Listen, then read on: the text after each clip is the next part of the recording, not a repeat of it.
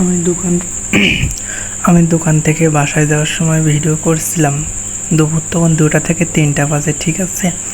ইতিহাসগুলো থেকে যাবে অনেক দিন যাবত।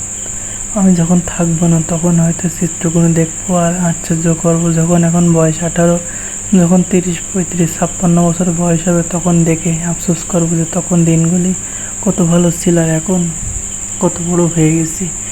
এই পেছনে কাঠ তুলছিলাম, এটি ছিল সুপার হাতা, গ্রিল লাগাচ্ছিলাম চাবি দিয়ে। একটা ইতিহাস অন্যরকম। আর যখন বয়স অনেকটা বেড়ে যাবে তখন দেখে আফসোস করবো আর বলবো এই সময়গুলো আর তো ফিরে আসবে না।